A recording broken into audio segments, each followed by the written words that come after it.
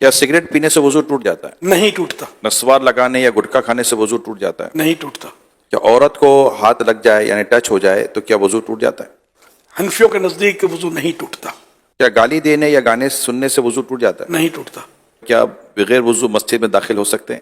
جی ہاں، داخل ہو سکتے ہیں، کیا کپڑے تبدیل کرنے سے وضو ٹوٹ جاتا ہے؟ نہیں ٹوٹتا۔ کیا ایک ہی وضو سے 5 نمازیں ادا کر سکتے ہیں؟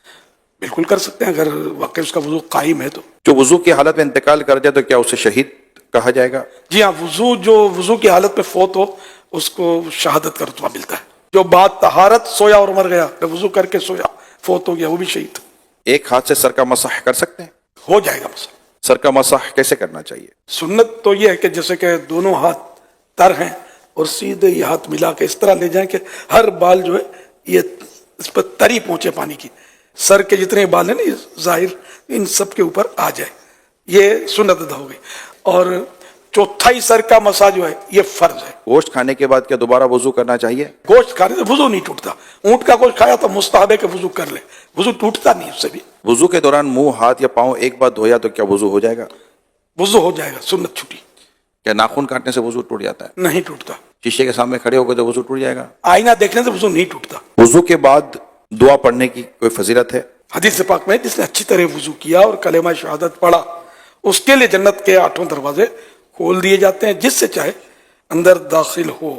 کلمہ شہادت اشہد ان لا الہ الا اللہ واشہد ان محمد عبدہ ورسولہ صلی اللہ علیہ وسلم، لیکن ساتھ میں یہ کہ اچھی طرح وضو کیا۔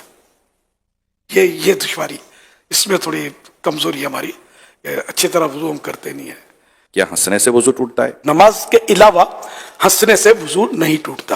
اور نماز میں پھر یہ کہ بالغ جاگتے میں نماز کی حالت میں، کہ بعض اوقات نماز میں نیند بھی آ جاتی ہے، تو بالغ جاگتی حالت میں سجدے والی نماز میں جن میں سجدے ہوتے ہیں، ان میں اگر زور سے ہنسا، قہقہ جس کو بولتے ہیں، قہقہ لگا کر ہنسا تو اس کا وضو ٹوٹے گا، ورنہ اتنا ہنسا کہ خود اپنی آواز سنی دوسرا نہ سنے، اتنی آواز نہیں نکلی تو وہ نماز ٹوٹی، وضو نہ ٹوٹا۔ اب مسکرایا، کچھ بھی نماز نہ آواز آئی نہ خود کو نہ کسی کو، تو نہ نماز ٹوٹی نہ وضو ٹوٹا۔ بھئی جتنے سوالات ہوئے جس میں آپ نے فرمایا وضو نہیں ٹوٹتا، لیکن اب اگر کچھ ایسے معاملات ہیں جیسے قہقہ لگانا یا گالی بکی کسی نے یا جو ہے وہ عورت کو ہاتھ ٹچ ہو گیا تو وضو اس کے بعد کر لینا یہ مستحب بھی ہے یا نہیں ہے؟ گالی دینا، غیبت کی، قہقہ لگانا جھوٹ بولا تو یہ مستحب ہو جائے گا کہ وضو کر لے، اور توبہ تو ویسے ہی فرض ہے۔